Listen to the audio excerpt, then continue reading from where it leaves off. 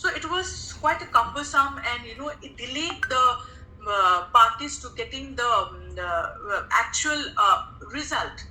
So what had happened in 1996? Now the parties, when the award has been enforced, has been awarded, immediately from that day onwards, it is enforceable as per the law. So the parties may not recourse again to the court to make it enforceable. Yes, Minji, next slide, please. Now, when we talk of different kinds of arbitration based on jurisdiction, so we have domestic arbitration, like we have this act called Arbitration and Conciliation Act, where the arbitration happens in Indian. There's an Indian parties dispute resolved as per the Indian law.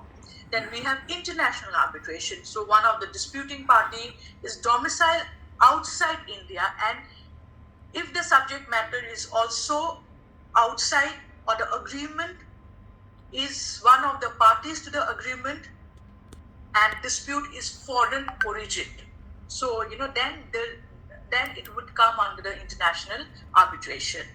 And then we have international commercial arbitration arising out of international commercial and contractual obligation, and it involves foreign national or foreign companies, and it also involves the foreign governments. So this is one of three, is very important when we talk of our global trade market.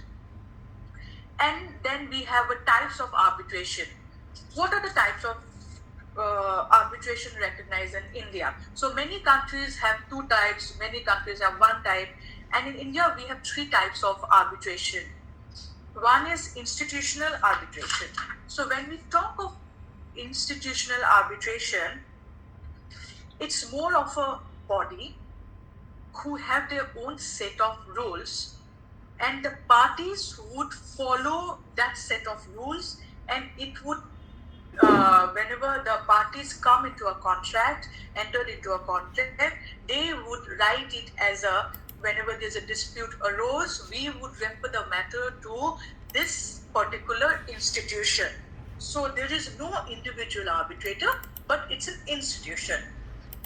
And then the institution would take over the matter whenever there's a dispute arise, and they would give the award as per their rules and regulation.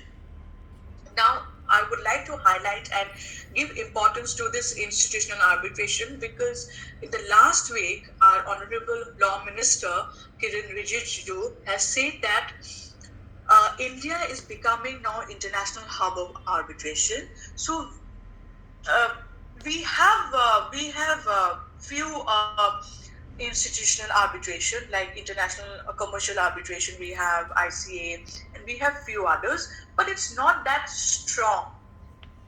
So we must have a very effective mode of institutional arbitration, which he endeavors that in India he would be setting up